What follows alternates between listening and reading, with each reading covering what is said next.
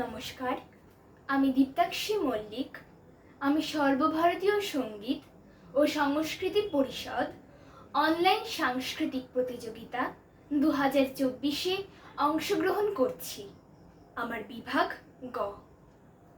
কবি বীরেন্দ্র চট্টোপাধ্যায়ের লেখা জন্মভূমি আজ।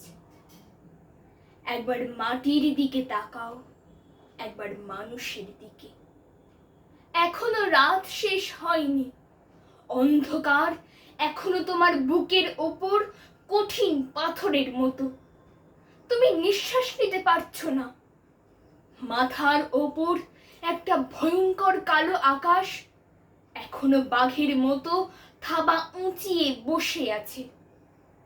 তুমি যেভাবে পারো এই পাথরটাকে সরিয়ে দাও, আর আকাশের ভয়ঙ্করকে শান্ত গলায় এই কথাটা জানিয়ে দাও, তুমি ভয় পাওনি।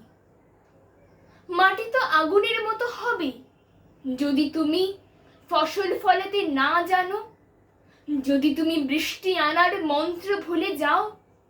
তোমার স্বদেশ তাহলে মরুভূমি, যে মানুষ গান গাইতে জানে না। যখন প্রলয় আসে সে বোবা ও অন্ধ হয়ে যায়। তুমি মাটির দিকে তাকাও, মাটি প্রতীক্ষা করছে। তুমি মানুষের হাত ধরো, সে কিছু বলতে চায়। ধন্যবাদ।